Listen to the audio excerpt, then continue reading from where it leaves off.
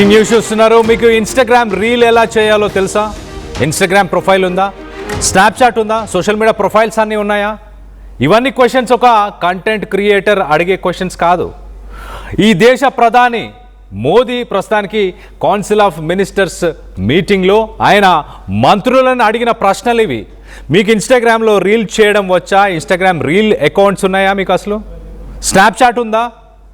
ఈ దేశంలో 18 నుంచి 30 సంవత్సరాల లోపు యువతని బేస్ చేసుకొని వాళ్ళ కోసం కొత్త ప్రణాళికలు తీసుకురండి అంటున్నారు.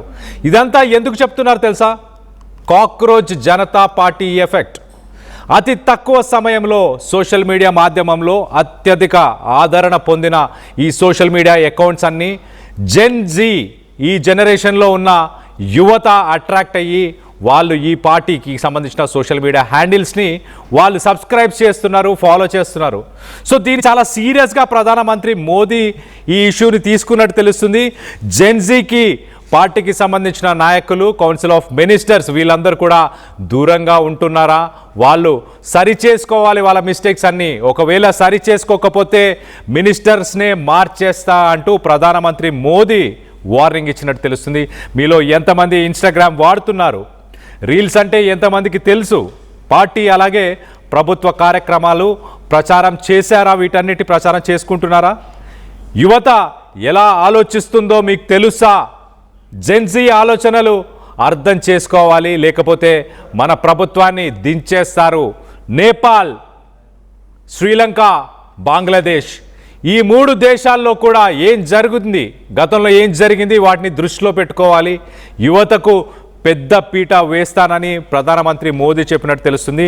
నీట్ లీకేజ్తో కూడా మోదీ ప్రభుత్వం దానిపైన తీవ్ర ఆగ్రహంలో ఉన్నట్టు తెలుస్తుంది. మొత్తం మీద కాక్రోచ్ జనతా పార్టీకి సంబంధించిన ఆ ప్రొఫైల్స్ సెగ ప్రస్తుతానికి ప్రధానమంత్రి అలాగే కౌన్సిల్ ఆఫ్ మినిస్టర్స్ మీటింగ్ దాకా తగిలింది అంటే అర్థం చేసుకోవచ్చు ఎలాంటి పరిస్థితులు నెలకొని ఉన్నాయో.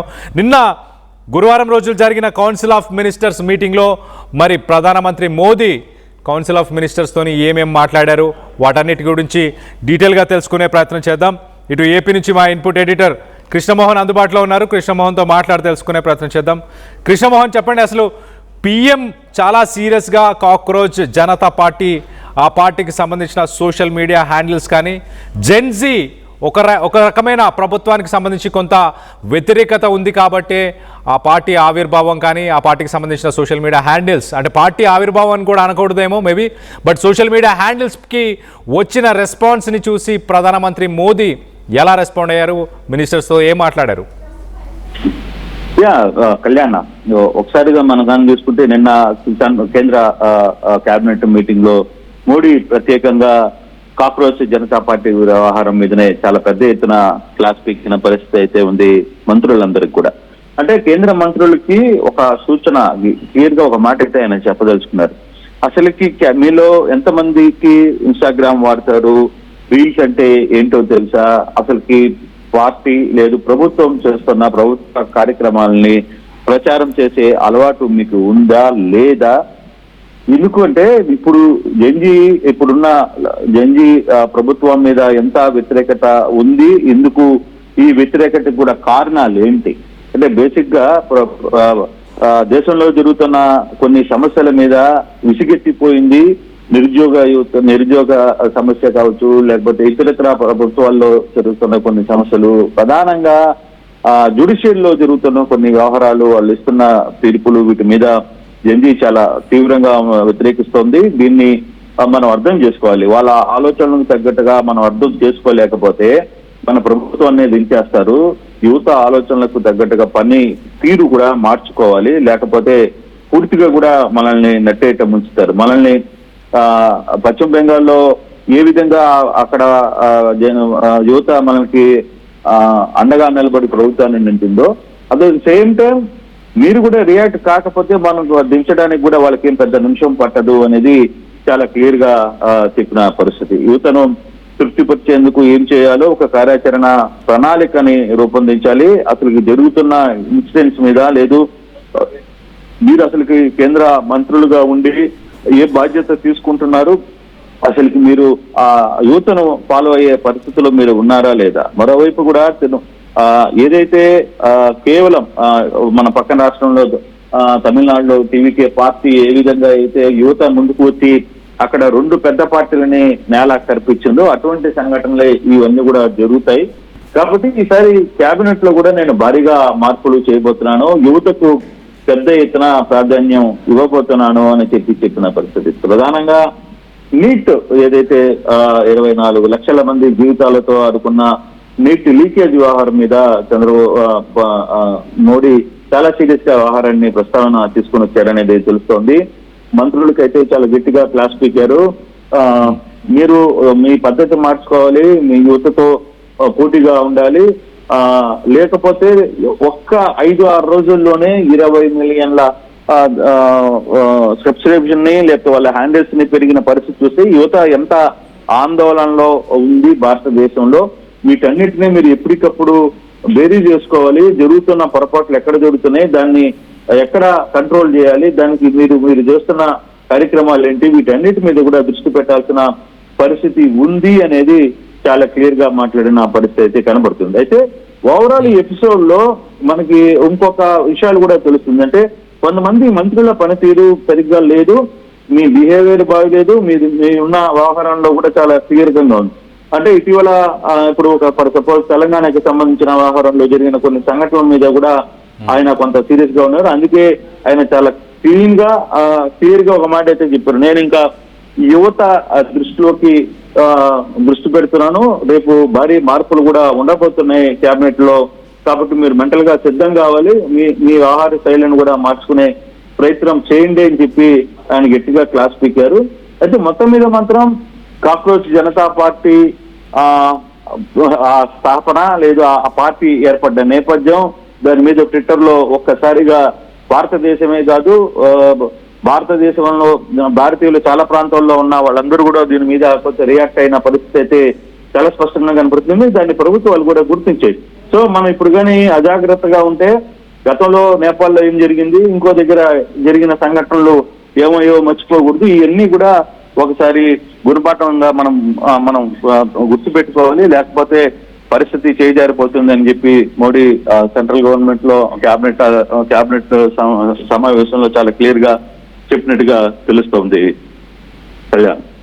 Right Krishnamohan, thanks for the latest update. మొత్తం మీద ప్రధానమంత్రి మోదీ కూడా కాక్రోచ్ జనతా పార్టీ గురించి చర్చించారంటే అర్థం చేసుకోండి పరిస్థితులు ఎలా ఉన్నాయో. నేపాల్, బంగ్లాదేశ్, శ్రీలంక ఇక్కడ కూడా జెన్జీ విప్లవం రావడంతోనే అక్కడ ఉన్న ప్రభుత్వాలు కుప్పకూలిపోయాయి. మరి ఇండియాలో ఉన్న జెన్జీ కూడా ఇప్పుడున్న ప్రభుత్వాలకు వ్యతిరేకంగా పనిచేస్తున్నాయా అంటే ప్రధానమంత్రి మోదీ కొంత జెన్జీ పాజిటివ్గానే ఉంది మనకి యువత, అందుకే మనకు బెంగాల్ ఎలక్షన్స్లో వాళ్ళు గెలిచే అవకాశం ఇచ్చారంటూ కూడా ప్రధానమంత్రి మోదీ మాట్లాడారు. కానీ ఎట్టి పరిస్థితులలో యువతని సీరియస్గా తీసుకోవాలి, రానున్న రోజుల్లో యువతని బేస్ చేసుకొని కొన్ని ప్రణాళికలను కూడా సిద్ధం చేయాలి అంటూ ఆయన మంత్రులకు క్లాస్ పీకినట్టు తెలుస్తుంది. Instagram, Snapchat, social media, Facebook ఇలా సోషల్ మీడియా మాధ్యమంలో అందరూ అకౌంట్స్ని క్రియేట్ చేయండి, యువతని కనెక్ట్ అయ్యి వాళ్ళ మైండ్ సెట్ని రీడ్ చేసే ప్రయత్నం చేయండి, మీరు చేస్తున్న కార్యక్రమాలన్నీ కూడా అక్కడ ప్రచారం చేసుకునే ప్రయత్నం చేయండి అంటూ ప్రధానమంత్రి మోదీ మాట్లాడుకొచ్చినట్టు తెలుస్తుంది. మొత్తం మీద కాక్రోచ్ జనతా పార్టీని ప్రస్తుతానికి ప్రధానమంత్రి మోదీ సీరియస్గా తీసుకున్నారు. దీనికి సంబంధించి మోదీ కాక్రోచ్ పార్టీ వల్ల భయపడుతున్నారని మీరు భావిస్తున్నారా? మోదీలో కాక్రోచ్ పార్టీ భయం మొదలైందని మీరు భావిస్తున్నారా? మీ అభిప్రాయాలు ఏంటనేది కింద కామెంట్ రూపంలో తెలియపరచండి. అలాగే జెన్జీ, ఈ కాక్రోచ్ జనతా పార్టీ ఎలా పుట్టుకొచ్చింది ఒకసారి మొదటగా దాని గురించి చెప్పే ప్రయత్నం చేస్తాను. ముందుగా చీఫ్ జస్టిస్ ఆఫ్ ఇండియా అంటే సుప్రీంకోర్టు జడ్జ్ ఆయన ఒక కేసుకి సంబంధించిన వాదన చేస్తున్న సమయంలో చాలా క్లియర్గా కొంతమంది వ్యక్తులు అన్ఎంప్లాయిడ్ పీపుల్ ఎవరైతే ఉన్నారో నిరుద్యోగ యువత వారందరూ కూడా ఈ దేశాన్ని భ్రష్టు పట్టిస్తున్నారు, ఈ దేశానికి వారందరూ కూడా కాక్రోచులు లాంటి వాళ్ళు అంటూ వాళ్ళు కొంతమంది జర్నలిస్టులు అలాగే కొంతమంది అడ్వకేట్స్ వీళ్ళందరి పేర్లు తీసి ఆయన చెప్పే ప్రయత్నం చేశాడు. సో యువతను ఉద్దేశించి మాట్లాడాడు. యువత కాక్రోచుల్లాగా మారిపోయారు. గంటల తరబడి సెల్ ఫోన్లో వాళ్ళ సమయాన్ని వాళ్ళు కేటాయిస్తున్నారు. గంటల తరబడి ఫోన్లోనే ఉంటున్నారు. దేశానికి ఎలాంటి ఉపయోగం లేదు, దేశం మీద బతుకుతున్నారు వాళ్ళు అంటూ ఆయన మే 2వ వారంలో మాట్లాడిన మరుసటి రోజు ఒక వెబ్సైట్ అనేది స్టార్ట్ అయింది. ఆ వెబ్సైట్లో ఏంటంటే మీరు ఫోన్ని 10 గంటలు 11 గంటలు వాడగలుగుతారా? మీరు వాష్రూమ్కి వెళ్ళినప్పుడు, బాత్రూమ్కి వెళ్ళినప్పుడు కూడా ఫోన్ని వాడతారా? మీరు బద్దకిష్టులా? ఇలాంటి కొన్ని ఆప్షన్స్ పెట్టారు ఆ వెబ్సైట్లో. ఆ పార్టీ జాయిన్ అవ్వడానికి మీరు ఆ ఆప్షన్స్ని ఎంచుకోవాల్సి వస్తుంది. సో ఆ ఆప్షన్స్ అలాంటి ఒక వెబ్సైట్ని ఓపెన్ చేశారు. మొదటగా వెబ్సైట్లోనే సోషల్ మీడియా ప్లాట్ఫామ్స్కి సంబంధించిన లింక్స్ని కూడా ఏర్పరిచారు. Instagram, Facebook, Twitter. సో దానికి అనూహ్యమైన రెస్పాన్స్ వచ్చింది. ఒక 4 రోజుల్లోనే దాదాపు సుమారు Congress party, INS, Indian national Congress, అలాగే భారతీయ జనతా పార్టీకి కూడా లేనంత మంది ఫాలోవర్సు ఆ పేజెస్కి ఇమీడియట్గా వచ్చారు. సుమారు ఇప్పుడు 2 కోట్లకు పైగా, ఇవాళకి నాకు తెలిసి 2 కోట్లకి పైగా ఇన్స్టాగ్రామ్లో ఫాలోవర్స్ ఉన్నారు. అలాగే ట్విట్టర్లో కూడా చాలామంది ఫాలోవర్స్ ఉన్నారు. ఇంతమంది ఫాలోవర్స్ని అంటే సాధారణంగా వీళ్ళంతా కూడా జెన్జీ, సో జనరేషన్ జీ అనొచ్చు. జెన్జీ అంటే ఆ ఏజ్ గ్రూప్, అంటే 18 నుంచి 30 ఇయర్స్ ఏజ్ గ్రూప్లో ఉన్న వాళ్ళందరూ కూడా ఈ పార్టీ చెప్పే మాటలకి, ఈ పార్టీ మేనిఫెస్టోకి అట్రాక్ట్ అయ్యారు. ఈ పార్టీ మేనిఫెస్టో కూడా చాలా ఇంట్రెస్టింగ్ మేనిఫెస్టో. మేనిఫెస్టోలో మొదటి పాయింట్ ఏంటంటే, సుప్రీంకోర్టుగా ఎవరైతే జడ్జిలు పనిచేశారో వాళ్ళ పదవి కాలం అయిపోయిన తర్వాత రాజ్యసభ ఎంపీ స్థానాన్ని ఎలా తీసుకుంటున్నారు, ఆ తీసుకునే దాన్ని మేము వ్యతిరేకిస్తున్నాము. ఖచ్చితంగా వాళ్ళకి ఆ పదవి తీసుకోకుండా చేసే పని మేము చేస్తాము అంటూ మొదటి పాయింట్ని మెన్షన్ చేశారు. సుప్రీంకోర్టు జడ్జి మాట్లాడిన మాటలకి ప్రతీకారంగా ఆ మేనిఫెస్టోలో ఫస్ట్ పాయింట్ని దాన్నే పెట్టారు. దాని తర్వాత సెకండ్ పాయింట్ ఏం పెట్టారు? మరి మిగతా పాయింట్స్ మనం చూస్తే కనుక ఈ మధ్యకాలంలో జరిగిన నీట్ ఇన్సిడెంట్ కావచ్చు, అంటే నీట్ ఎగ్జామ్ పేపర్ లీక్ అవ్వడం కావచ్చు, అలాగే ప్రభుత్వము ప్రజల డబ్బుని ఎలా ఖర్చు చేస్తుంది, ఇలాంటి అంశాలు ఏదైతే ప్రజలు ఎప్పటికప్పుడు చర్చిస్తూ ఉంటారో, డబ్బులన్నీ ఎక్కడికి పోయాయి, అలాంటివన్నీ ఆ వెబ్సైట్ ఒకసారి చూడొచ్చు మనం. Our moments vision manifesto, exactly మేనిఫెస్టోలో chief justice shall be granted a Rajya Sabha seat as a post retirement reward. So మేము పవర్లోకి వస్తే చీఫ్ జస్టిస్గా పనిచేసిన వాళ్ళు ఎవరు కూడా వాళ్ళు రాజ్యసభ సీట్ తీసుకోకుండా మేము ఆపే ప్రయత్నం చేస్తాము అంటూ మొదటి point. Second point, election commission గురించి మాట్లాడుతున్నారు. అంటే ఎవరైనా ఓటు హక్కుని ఎలక్షన్ కమిషన్ తప్పిదాల వల్ల కోల్పోతే వాళ్ళని మేము ఊపా చట్టం కింద, అంటే నక్సలైట్లు, టెర్రరిస్టులు వాళ్ళందరినీ ఊపా చట్టం కింద అరెస్ట్ చేస్తుంటారు.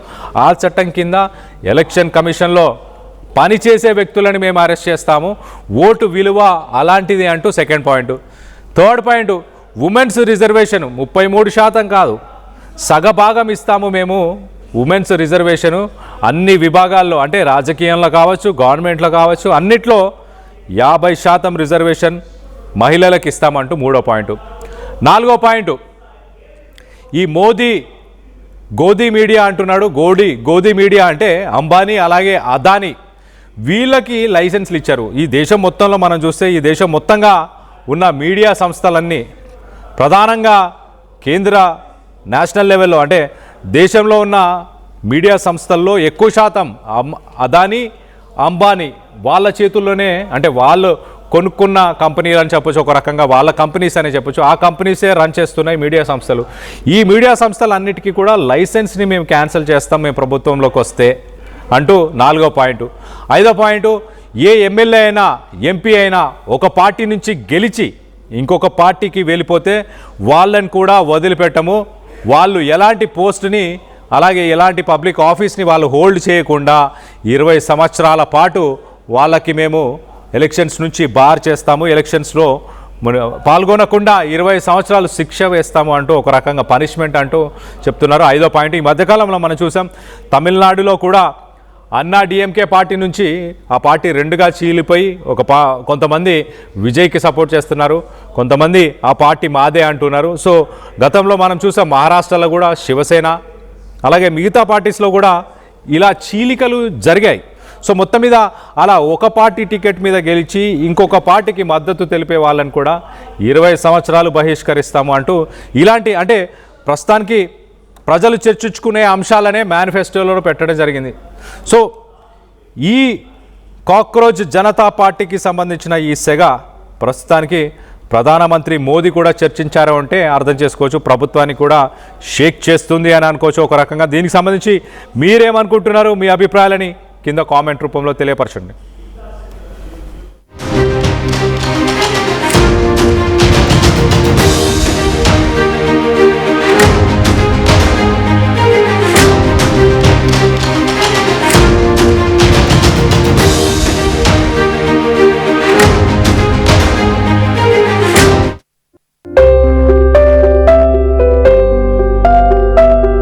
చిన్న చిన్న ఆనందాలు 35 ఏళ్లుగా నా జీవితంలో లేవు. 35 ఏళ్లుగా నేను డైపర్లలో బ్రతికాను. 6 సెంటీమీటర్ల ఫిస్టులా నా మూత్రాశయంలో లీకు కారణమైంది. ఎవరూ నాకు సహాయం చేయలేకపోయారు. ఏఐఎన్యూలో వైద్యులను కలిసే వరకు. అక్కడ వారు రోబోటిక్ శస్త్రచికిత్సతో నాకు పరిష్కారం ఇచ్చారు. వారు నా ఆత్మవిశ్వాసాన్ని కూడా తిరిగిచ్చారు. Precision care makes it possible. The Center for Robotic Surgery at AINU